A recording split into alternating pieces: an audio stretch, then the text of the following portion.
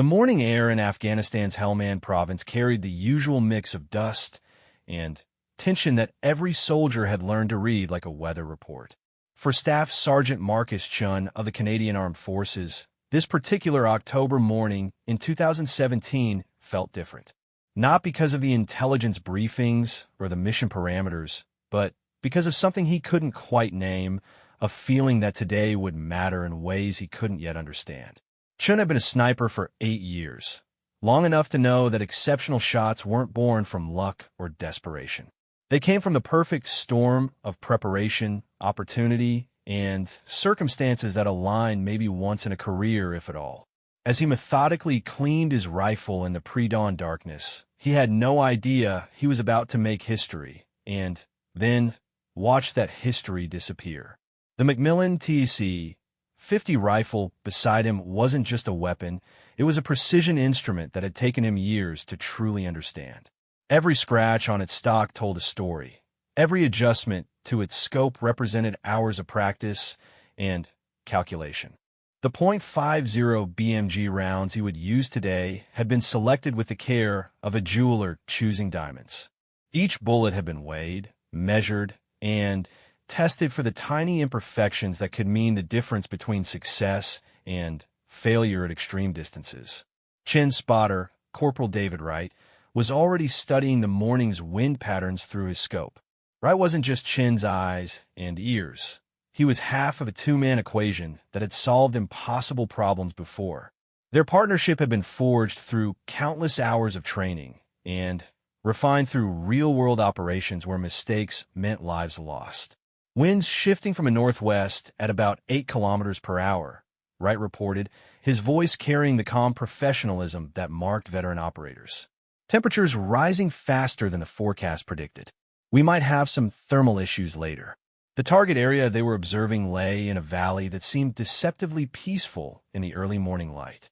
Intelligence reports indicated that a high-value Taliban commander would be meeting with foreign fighters at a compound approximately 7 kilometers from their position. What made this particular mission challenging wasn't just the distance. It was the political sensitivity surrounding the target and the absolute necessity for a clean, unattributable elimination. Chin's team had been positioned on their overwatch point for 3 days, moving only at night, and remaining perfectly still during daylight hours. Their hide site was a masterpiece of camouflage and preparation, dug into the rocky outcrop with fields of fire that covered multiple approach routes. Everything about their position had been calculated for this moment, though none of them had expected the shot opportunity to present itself at such an extreme range. The morning briefing had been clear. The target would likely appear sometime between 0800 and 1000 hours. What hadn't been clear was exactly where in the vast compound the meeting would take place. Chun and Wright had identified 17 possible positions where a clear shot might be available, each one requiring different calculations for wind, elevation, and the countless other factors that affected long-range precision shooting. As the sun climbed higher, Chun began his mental preparation routine. Long-range sniping wasn't just about mechanical precision, it was about entering a state of mind where everything except the shot disappeared. Heart rate, breathing, muscle tension, even the awareness of time itself had to be controlled and directed toward the single moment when the trigger would break. Wright was tracking multiple heat signatures through his thermal scope, calling out movements and patterns that might indicate their target's arrival. The compound below showed signs of increased activity, vehicles arriving, personnel moving between buildings, the subtle changes in behavior that suggested something important was about to happen. Movement in Building 7, Wright whispered. 3 individuals, one matching our target's description. Chun shifted slightly, bringing his rifle to bear on the indicated position. Through his scope, the world became a narrow tunnel focused on a single 7.2 kilometers away. The target appeared in his field of view, a man matching the intelligence photographs, standing in what appeared to be an open courtyard area of the compound. The distance was beyond anything Chun had ever attempted in combat. His longest confirmed kill had been at 3.8 kilometers, a shot that had been considered exceptional at the time. This target was nearly twice that distance, at the very edge of what was theoretically possible with his equipment and environmental conditions. Wright was running calculations in his head, and on paper, factoring wind speed, air density, temperature, humidity, and the Coriolis effect that would influence the bullet's path over such an extreme distance. The math alone was staggering. At 7.2 kilometers, the bullet would drop approximately 70 meters from its initial trajectory and take nearly 10 seconds to reach the target. Conditions are marginal, but workable, Wright reported. Wind is steady from the northwest at 9 kilometers per hour. Air pressure is dropping slightly, which will affect bullet performance. Temperature is 28 degrees Celsius and climbing. Chen absorbed the information while maintaining his sight picture on the target. The man was moving slowly around the courtyard, occasionally stopping to speak with others. Each pause presented a potential opportunity, but Chen needed the perfect combination of target position, wind conditions, and his own physical state to align. The ethical weight of what he was about to attempt wasn't lost on Chen. Every sniper carried the burden of taking life from a distance, but there was something uniquely challenging about a shot at such extreme range. The target would never know what hit him, would never have a chance to understand that death was approaching from over 7 kilometers away. Minutes passed like hours as Chun tracked his target's movements. The man seemed to favor one particular area of the courtyard, returning to it repeatedly during conversations with his subordinates. Wright had identified this pattern and was focusing his calculations on that specific location. Targets establishing a pattern, Wright observed. He's returned to the same spot 4 times in the last 20 minutes. Next time he moves there, we'll have optimal conditions. Chen's breathing had settled into the deep, controlled rhythm that marked his readiness to shoot. His heart rate had dropped to the low 50s. His muscle tension was perfectly balanced between stability and flexibility. Years of training had taught him to recognize this state and to act when it presented itself. The target moved again, walking directly toward the spot Wright had identified. Everything was aligning: position, wind conditions, Chen's physical state, even the angle of the morning sun that provided optimal visibility through his scope. This was the moment they had been waiting for, the convergence of preparation and opportunity that defined exceptional military operations. Wright's voice was barely audible. Wind steady at 8.5 kilometers per hour from northwest. Target stationary in optimal position. Range confirmed at 7.2 kilometers. You're cleared hot. Chen's finger found the trigger, applying the precise pressure that had been drilled into his muscle memory through thousands of practice rounds. The Macmillan TC-50 recoiled against his shoulder with the familiar violence of a .50 caliber round being fired. The muzzle blast echoed across the rocky terrain, immediately compromising their position, but completing their mission. Through his scope, Chun watched the bullet's vapor trail arc across the morning sky, a faint line visible only because of the perfect atmospheric conditions. The 10-second flight time felt like an eternity as he held his sight picture, tracking the trajectory toward its distant target. Wright was already packing essential equipment, preparing for their immediate extraction. In combat zones, sniper teams never remained in position after taking a shot, especially not one that would certainly draw attention and retaliation. They had perhaps minutes before enemy forces would begin searching for their position. The bullet struck its target with devastating effect. Even at 7.2 kilometers distance, Chun could see through his scope that the shot had been successful. The target dropped immediately, and the compound below erupted into chaos as enemy fighters began searching for threats they couldn't locate or understand. What Chun and Wright didn't know as they began their carefully planned withdrawal was that their shot had just set a new world record for the longest confirmed sniper kill in military history. More significantly, they were unaware that this record would soon disappear from official documentation, becoming one of the most classified achievements in modern warfare. The extraction itself was a masterpiece of planning and execution. Chun and Wright had prepared multiple withdrawal routes, each one designed to take advantage of terrain features that would mask their movement from the increasingly frantic search efforts below. They moved with the deliberate pace of professionals who understood that speed was less important than stealth. As they reached their first rally point, Wright was already calling in their success to higher command. The radio traffic that followed their report was unlike anything either soldier had experienced. Instead of the usual acknowledgement and mission completion confirmation, they were ordered to maintain radio silence and proceed immediately to an alternate extraction point. Something about the nature of their target, or perhaps the exceptional distance of the shot itself, had triggered security protocols that neither Chun nor Wright fully understood. They followed orders without question, but both men sensed that their achievement was being treated very differently than a typical successful mission. The helicopter extraction that followed was conducted under unusual circumstances. Instead of the normal tactical transport, they were picked up by an aircraft that bore no obvious military markings. The crew asked no questions about their mission and provided no information about their destination.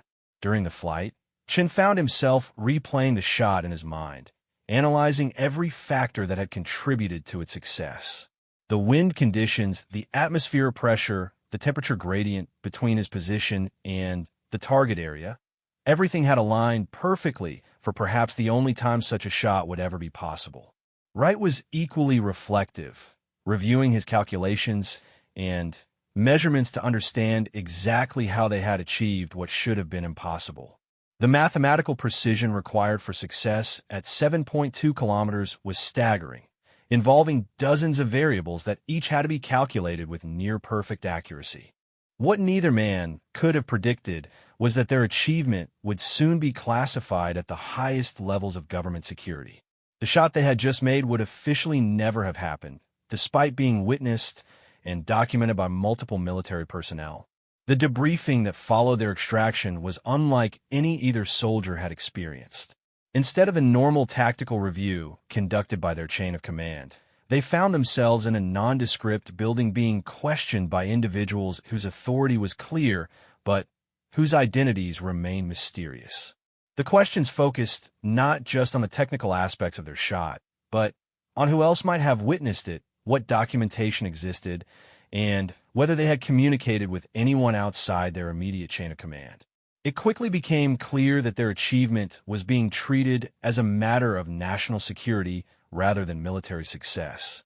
Chun and Wright were asked to sign documents that effectively classified every aspect of their mission, including the record-breaking shot they had just made. They were told that discussing the mission with anyone, including family members, could result in serious legal consequences. The official explanation was that the target they had eliminated was of such high intelligence value that any public knowledge of the operation could compromise ongoing national security efforts. The exceptional nature of their shot, rather than being something to celebrate, had become a liability that required complete secrecy. As they left the debriefing facility, both men understood that they had just participated in something that would never be officially acknowledged. Their names would never appear in record books, their achievement would never be celebrated, and the shot that should have made them legends would instead become their most closely guarded secret. The irony wasn't lost on either soldier. They had just accomplished something that represented the pinnacle of their profession, a shot that pushed the boundaries of what was possible with current technology and human skill. Yet instead of recognition, they received secrecy orders and the knowledge that their achievement would be buried in classified files. In the days that followed, Chin found himself struggling with the psychological impact of their success and its subsequent classification. Military snipers take pride in their precision and their ability to accomplish impossible missions. Having that pride officially erased created a unique form of professional frustration. Wright was equally affected by the classification of their achievement. As a spotter, he had contributed to calculations that represented some of the most advanced ballistic mathematics ever successfully applied in combat conditions. The knowledge that this work would never be studied or celebrated felt like a waste of potentially valuable military science. The weeks that followed brought a return to normal military operations, but Both men carried the secret of their achievement like a weight they couldn't set down. Every conversation about long-range shooting, every discussion of military records, every mention of exceptional marksmanship served as a reminder of what they couldn't discuss. Chun began to understand that exceptional military achievements often came with unexpected burdens. The shot that should have been the highlight of his career had instead become something he could never fully acknowledge or process with the people who mattered most to him. The technical analysis of their shot, conducted by military ballisticians and weapons experts, revealed just how remarkable their achievement had been. The convergence of factors that made the shot possible was so unlikely that some experts initially questioned whether it had actually occurred at the reported distance. Detailed examination of weather data, ballistic calculations, and equipment specifications confirmed that Chun and Wright had indeed achieved something that represented the absolute outer limit of current military capability. Their shot had pushed beyond the theoretical maximum effective range of their weapon system, and succeeded through a combination of skill, preparation, and conditions that might never align again. The classification of their achievement extended beyond simple secrecy to active disinformation. Official records were altered to show a much shorter engagement distance, and the true circumstances of their target elimination were replaced with a completely fabricated account that bore no resemblance to what actually occurred. This level of operational security suggested that their target had been far more significant than either Chun or Wright had understood during their mission. The identity and importance of the individual they had eliminated remained classified far above their security clearance level. As months passed, Chun and Wright began to realize that their shot had implications that extended beyond military records or personal achievement. The technological and tactical capabilities demonstrated by their success represented information that could compromise national security if it became public knowledge. Enemy forces who understood the true range and accuracy of Allied sniper capabilities might alter their behavior in ways that could cost lives in future operations. The classification of their achievement was as much about protecting future missions as it was about securing past operations. The burden of carrying such a significant secret began to affect both soldiers in ways they hadn't anticipated. Military personnel are trained to take pride in their achievements and to draw confidence from their proven capabilities. Having that source of professional identity classified created a unique form of psychological stress. Chun found himself becoming more withdrawn from his fellow snipers, unable to participate fully in the competitive culture that drove military marksmen to constantly improve their skills. How could he compete or offer advice when his greatest achievement couldn't be acknowledged or discussed? Wright faced similar challenges in his role as a spotter and instructor. His calculations and techniques had achieved something unprecedented, but he couldn't share that knowledge with other military personnel who might benefit from understanding advanced ballistic mathematics.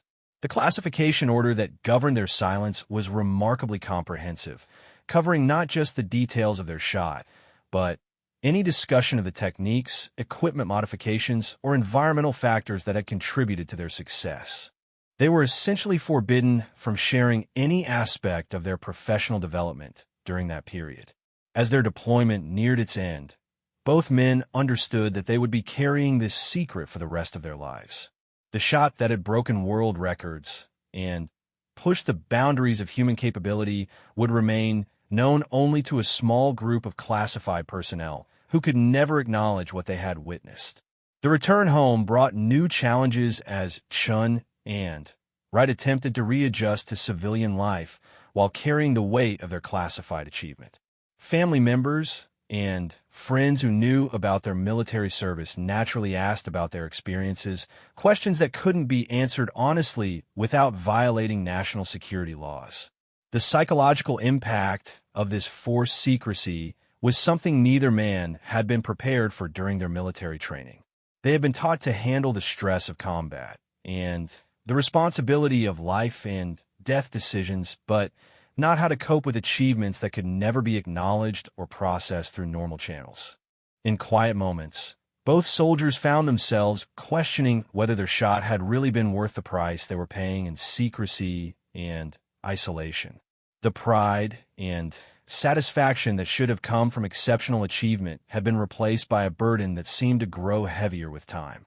Yet despite the personal cost, both Chun and Wright understood that their mission had served a purpose larger than individual recognition. The elimination of their target had disrupted enemy operations and potentially saved Allied lives, achievements that mattered more than any record book or public acknowledgement. The legacy of their 7.2-kilometer shot would continue to influence military planning and capability assessments, even if that influence remained hidden within classified circles. Their achievement had proven that current equipment and training could accomplish missions previously thought impossible, knowledge that would inform future operations and strategic planning. As the first phase of their story concluded, Chun and Wright had achieved something remarkable and been forced to watch that achievement disappear into the shadows of national security classification. They had broken a world record that would never be officially acknowledged and demonstrated capabilities that would remain forever classified. The question that neither man could answer was whether the price of their secrecy was worth the strategic value of keeping their achievement hidden. They had given their country not just their service, but their right to take pride in exceptional accomplishment, a sacrifice that went far beyond what most people could understand or appreciate. 3 years after the shot that changed everything, Marcus Chun sat in his small apartment in Calgary, staring at a newspaper article about military sniping records. The journalist had interviewed several veterans about long-range shooting, discussing techniques and equipment that Chun knew intimately. What the article didn't mention, what it couldn't mention, was that the current official world record was actually 2.5 kilometers shorter than what Chun had achieved that morning in Afghanistan. The weight of carrying such a secret had evolved from acute frustration to chronic psychological pressure. Chun had left the military 18 months earlier, hoping that civilian life would help him process the experience differently. Instead, he found that the inability to discuss his greatest professional achievement had created a sense of disconnection from his own identity that grew stronger with time. David Wright was experiencing similar struggles in his new life as a police sniper in Vancouver.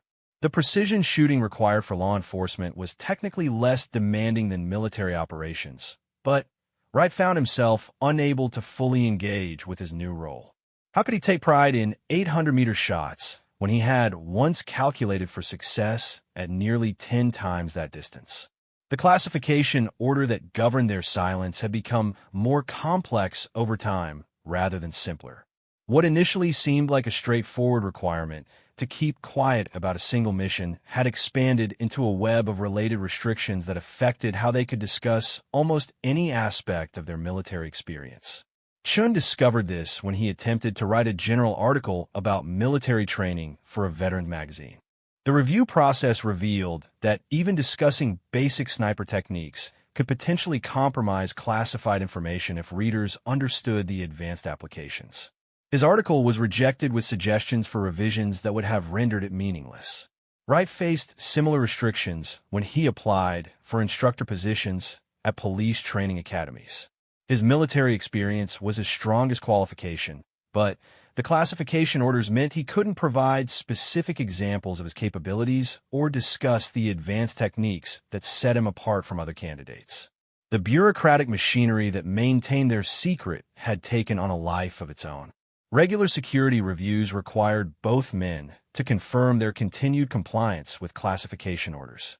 These interviews served as constant reminders that their achievement remained actively classified rather than simply forgotten. What Chun and Wright didn't know was that their shot had become the subject of intense debate within military and intelligence circles. The technological and tactical implications of their success had influenced weapon development programs, training protocols, and strategic planning in ways that neither man could have imagined. Defense contractors had analyzed every aspect of their achievement, using the data to develop new rifle systems, advanced ammunition, and improved targeting technologies. The mathematical models Wright had used for his calculations had been refined and incorporated into computer programs used for training the next generation of military snipers. Yet this influence remained completely invisible to the two men whose work had made it possible. They were prohibited from knowing how their achievement was being used, even though that knowledge might have helped them understand why their secrecy was considered so important. The psychological impact of this disconnection was something military psychiatrists were only beginning to understand. Chun and Wright represented a new category of veteran, those whose most significant achievements were classified at levels that prevented normal processing and integration of military experience. Traditional post-deployment counseling focused on helping veterans discuss and contextualize their military service. But what happened when the most important aspects of that service couldn't be discussed at all? Chun and Wright were guinea pigs in an experiment neither the military nor civilian mental health systems were equipped to handle. Chin's relationship with his family had been particularly affected by his inability to discuss his military experience honestly. His father, a retired police officer, had always taken pride in his son's military service and frequently asked about his achievements and experiences. These conversations had become increasingly strained as Chun was forced to deflect or lie about significant aspects of his deployment. The burden extended to romantic relationships as well. Chun had ended an engagement partly because he felt unable to be honest with his partner about fundamental aspects of his identity and experience. The woman he had planned to marry deserved better than someone who couldn't share the most meaningful parts of his life. Wright's marriage had survived, but at considerable cost. His wife knew something was wrong, that he was carrying weight he couldn't share, but her attempts to help only emphasized the barriers that classification had created. The intimacy and trust that sustained long-term relationships were being eroded by secrecy requirements that made Wright feel like a stranger in his own life. Both men had attempted to find support through veteran organizations, but these groups operated on the principle that sharing military experience was therapeutic. Chun and Wright found themselves on the outside of conversations they should have been able to contribute to meaningfully. The irony was that other veterans often sensed that Chun and Wright had significant combat experience, but their inability to discuss specifics made them seem evasive or perhaps traumatized in ways that required professional help. Well-meaning attempts to draw them out only highlighted what they couldn't say. Mental health professionals were equally frustrated by the limitations classification imposed on treatment. Both men had sought counseling for the depression and anxiety that developed after their return home, but therapists couldn't address issues that patients weren't allowed to discuss. The clinical literature on classified military achievements was almost non-existent, leaving mental health providers to improvise treatment approaches for problems they didn't fully understand. Chun and Wright were dealing with a form of professional identity crisis that had no established therapeutic framework. Meanwhile, the military implications of their shot continued to evolve in ways that justified the ongoing classification. Intelligence analysts had determined that several enemy organizations had changed their operational patterns based on rumors about advanced Allied sniper capabilities, even though the true details remained secret. The mere possibility that sniper teams could engage targets at extreme ranges had forced enemy commanders to alter their behavior in ways that provided strategic advantages to Allied forces. Chun and Wright's achievement was generating ongoing military value through uncertainty and fear among adversaries who couldn't be certain what was and wasn't possible. This strategic value explained why their classification orders were periodically renewed and strengthened rather than relaxed over time. What they had proven possible in Afghanistan continued to influence global military calculations years later, making their secrecy an ongoing operational necessity. But the human cost of this strategic value was mounting in ways that military planners were only beginning to recognize. Chun and Wright represented the leading edge of a problem that would affect more military personnel as technological advances made extreme-range capabilities more common. The question of whether exceptional classified achievements should be acknowledged through alternative means was being debated at the highest levels of military command. Some officers argued that the psychological cost to personnel was acceptable given the strategic benefits of operational secrecy. Others maintained that the military had an obligation to find ways of recognizing exceptional achievement that didn't compromise operational security. The debate reflected a growing understanding that classification could become a form of punishment for soldiers whose only crime was succeeding too well at their assigned missions. Chun had become something of a case study within military psychology circles, though he wasn't aware of his status. His file was reviewed regularly by researchers trying to understand the long-term effects of achievement classification on military personnel. The data they were collecting painted a concerning picture of gradual psychological deterioration that seemed resistant to traditional treatment approaches.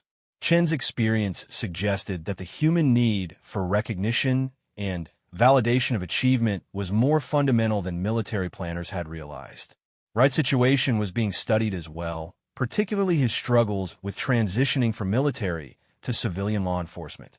His case highlighted how classification could create barriers to career development that persisted long after military service ended. The research was generating recommendations for policy changes, but those changes moved through bureaucratic channels at a pace that offered no immediate help to Chun and Wright. They remained isolated by secrecy requirements, while others debated the abstract principles their suffering illuminated. One of the most troubling aspects of their situation was the way classification had affected their relationship with each other. Chun and Wright had been closer than brothers during their military service, bound together by shared danger and mutual dependence that created unbreakable bonds. But the post-deployment restrictions made even their private conversations about their shared experience potentially problematic. They were discouraged from meeting regularly or maintaining the kind of close contact that might draw official attention to their continued relationship. The friendship that should have been their strongest source of support in dealing with classification stress had itself become a source of additional security concerns. They were being isolated not just from the broader world, but from the one person who truly understood what they had accomplished and sacrificed. This isolation was exacerbated by the way their military records had been altered to hide their actual achievements. Official documentation showed them as competent but unremarkable soldiers rather than the exceptional operators they had proven themselves to be. Future background investigations for employment or security clearances would find nothing to suggest that either man possessed unusual capabilities or experience. Their achievement had been so thoroughly erased that they appeared less qualified on paper than soldiers who had accomplished far less in combat. The bureaucratic mechanisms that maintained their secrecy had created a parallel reality where their most significant professional accomplishment didn't exist. They were living in a world where their own government had officially declared that their greatest achievement had never happened. Chun began to understand that he was trapped in a unique form of legal fiction. The government that had benefited from his exceptional service was now requiring him to live as though that service had been ordinary. He existed in a space between truth and official reality that had no clear boundaries or exit conditions. Wright was grappling with similar existential questions about identity and accomplishment. If his greatest professional achievement couldn't be acknowledged or even discussed, what did that say about the value of excellence and dedication? Were exceptional soldiers simply raw material to be consumed and discarded by larger strategic needs? The philosophical implications of their situation extended beyond personal frustration to fundamental questions about the relationship between individual achievement and national security. At what point did the requirements of secrecy become destructive to the very people whose capabilities made that secrecy valuable? Both men had begun to research the legal aspects of their classification, hoping to find some pathway to eventual recognition or at least the ability to discuss their experience with qualified professionals. What they discovered was a legal framework designed to prioritize security over individual rights in ways that offered little hope for relief. The classification system that governed their silence had been designed during an era when military capabilities evolved slowly and secrets had clear expiration dates. But modern military technology created achievements that could remain strategically sensitive for decades or even generations. Chun and Wright were living proof that the legal and administrative frameworks governing military secrecy hadn't adapted to handle the psychological realities of long-term classification. They existed in a legal gray area where their rights as citizens were subordinated to security requirements that had no clear endpoint. The appeals process for classification review was designed for documents and information rather than human experiences. There was no mechanism for weighing the personal cost of classification against its ongoing security value, leaving Chun and Wright without legal recourse for their situation. Mental health advocates who became aware of their situation through research channels began to argue for reforms that would address the human cost of achievement classification. But these advocates faced the same security restrictions that limited Chun and Wright's ability to seek help. The result was a policy debate conducted largely in abstract terms by people who couldn't access the specific details that would make their arguments most compelling. Chun and Wright's actual experience remained hidden even from those trying to help them. As the 4th anniversary of their shot approached, both men found themselves facing difficult decisions about their futures. The psychological cost of carrying their secret was beginning to affect their physical health as well as their mental well-being. Chun had developed chronic insomnia and digestive problems that doctors attributed to stress, but couldn't effectively treat without understanding the source of that stress. His medical records showed symptoms without causes, treatments without context, and improvement without understanding. Wright was experiencing similar health issues, compounded by problems at work that stemmed from his inability to fully engage with his law enforcement role. His supervisors recognized his potential, but couldn't understand why he seemed disconnected from aspects of his job that should have excited him. The irony was that both men possessed exactly the kind of advanced training and experience that military and law enforcement agencies desperately needed. But the classification of their achievements made it impossible for them to contribute that expertise in meaningful ways. They had become living examples of how security requirements could waste the very capabilities they were designed to protect.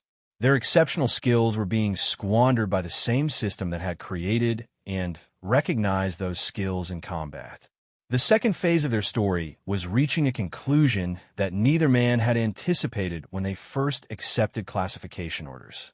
What had seemed like a temporary inconvenience was revealing itself as a permanent transformation of their relationship with their own identity and achievement.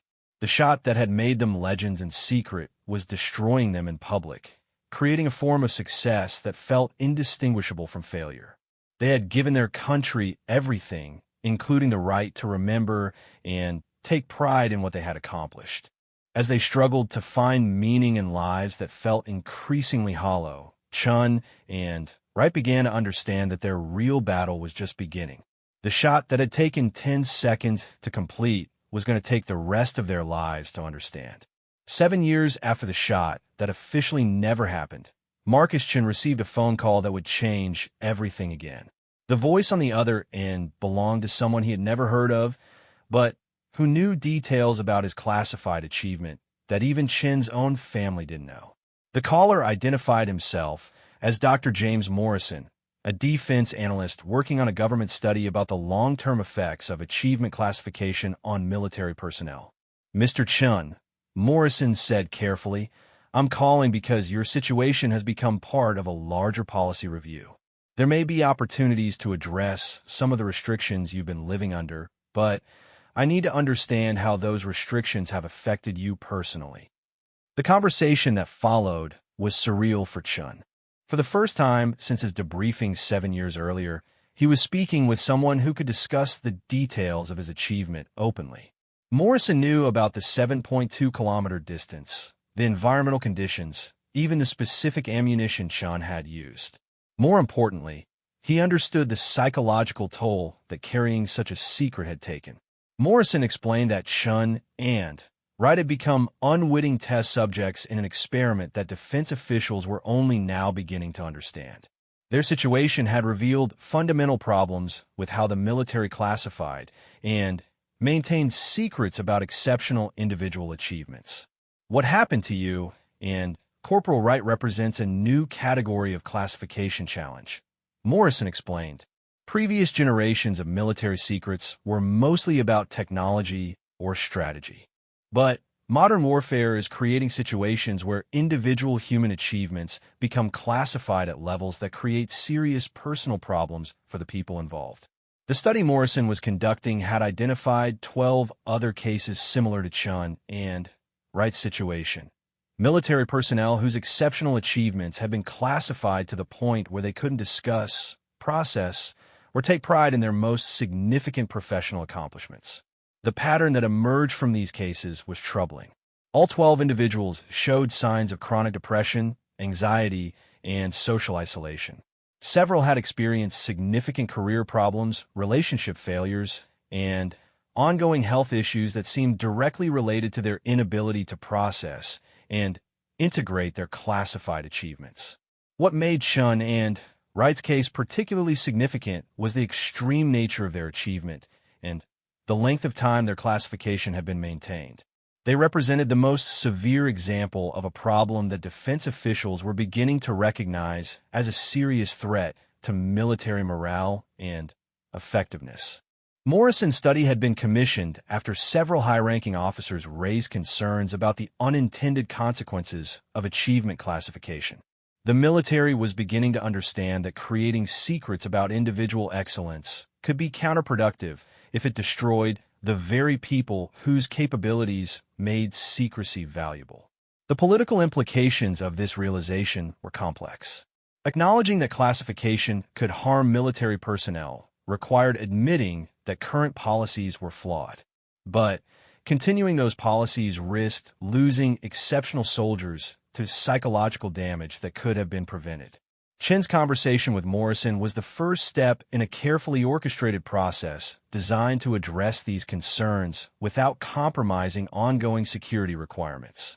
The government was exploring ways to provide limited recognition for classified achievements that would help personnel process their experiences without revealing sensitive details.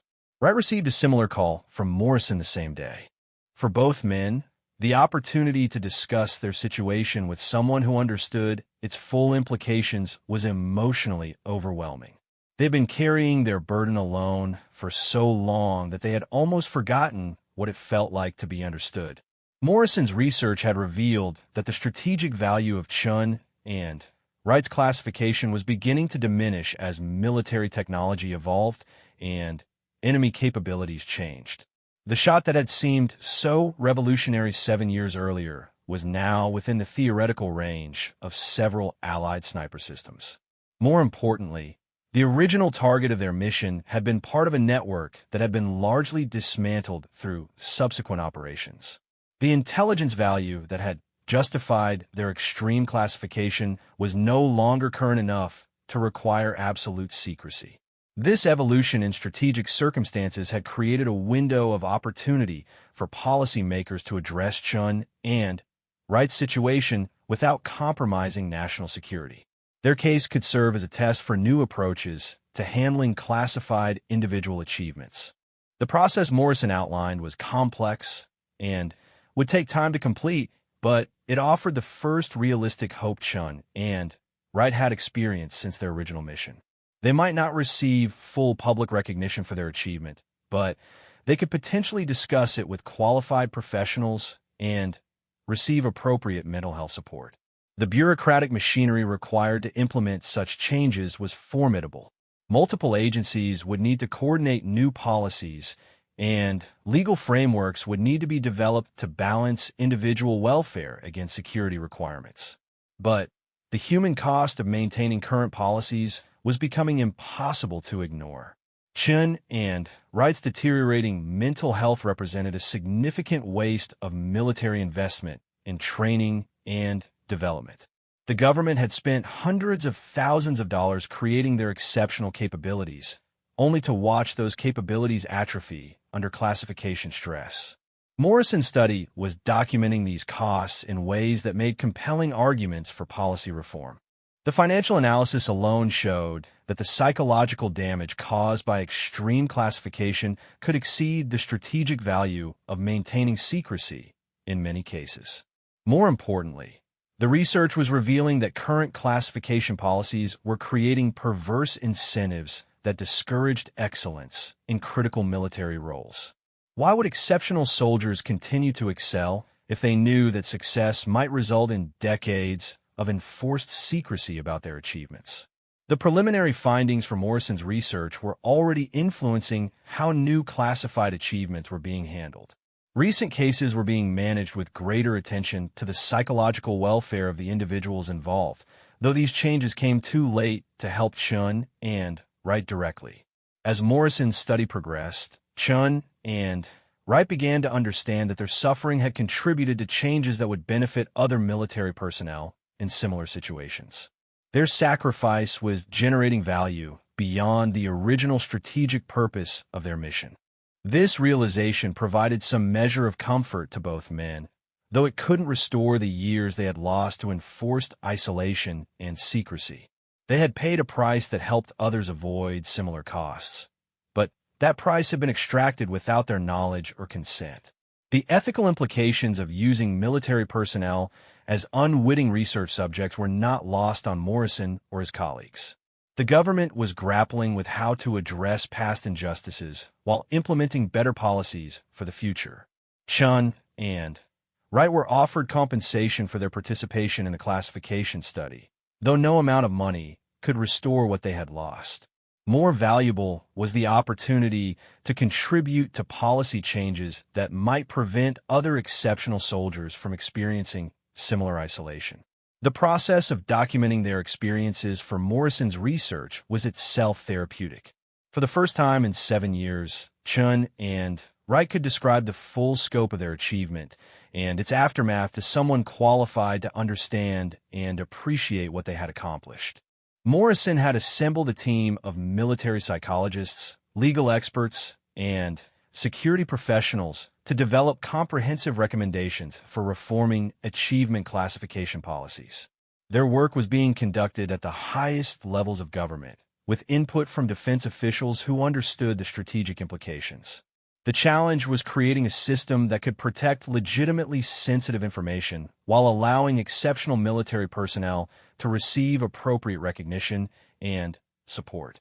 This required developing new categories of classification that could accommodate the psychological needs of the people being protected. One proposal involved creating secure support networks where classified achievers could discuss their experiences with others in similar situations.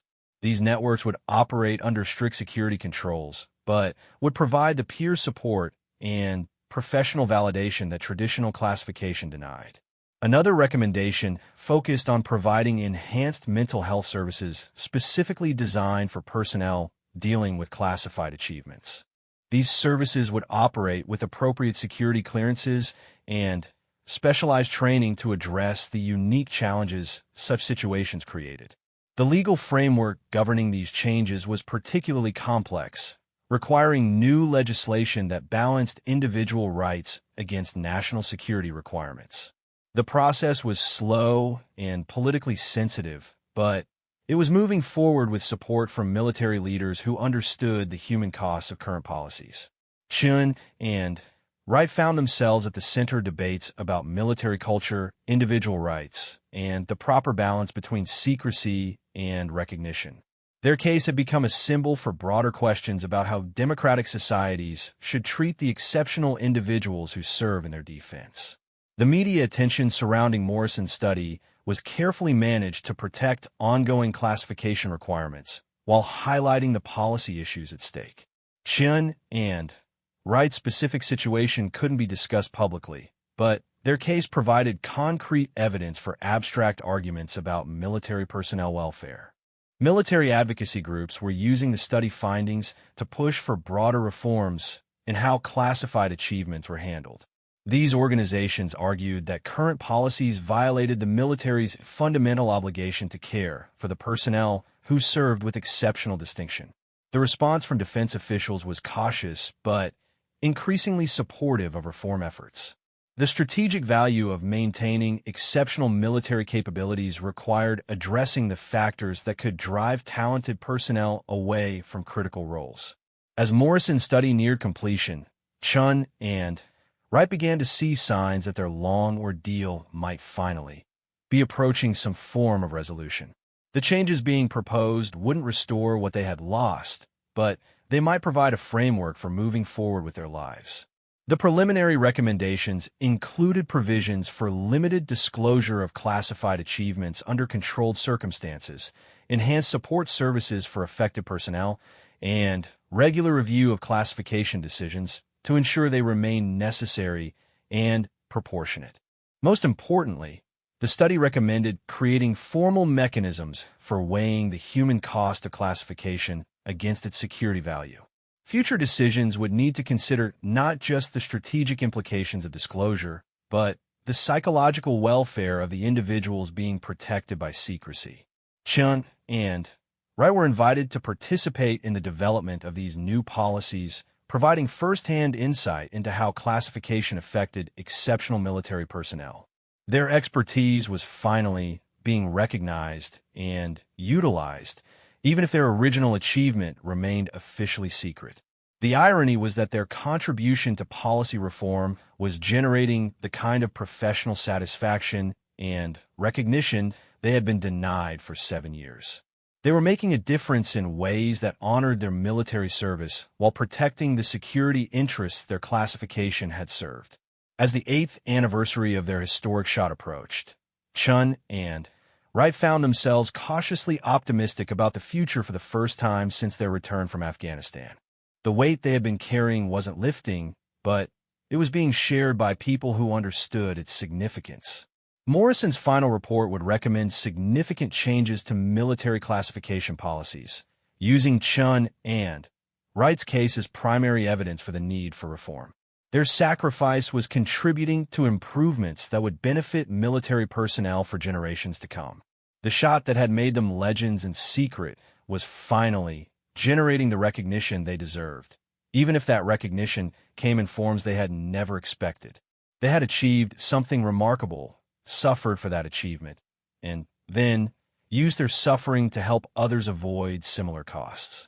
The world record that had been erased from official history was being replaced by something more valuable, a legacy of policy reform that would protect exceptional soldiers while maintaining the security requirements that made their service valuable.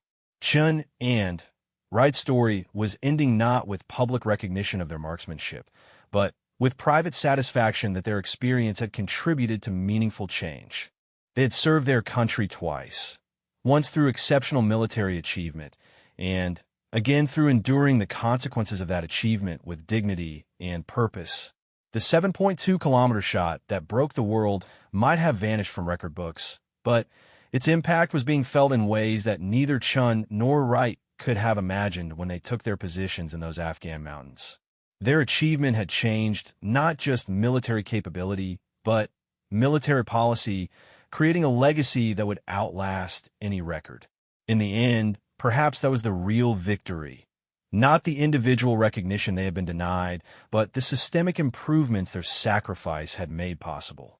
They had hit a target 7.2 kilometers away with perfect precision, but their most important shot had taken 7 years to reach its mark, and its impact would be measured not in military records, but in the improved lives of the exceptional soldiers who would follow in their footsteps.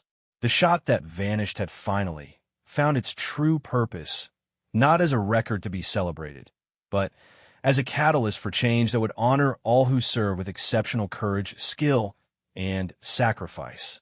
Chun and Wright had achieved immortality not through fame, but through the quiet satisfaction of knowing their suffering had meaning and their service continued to protect others long after the echoes of their historic shot had faded into silence.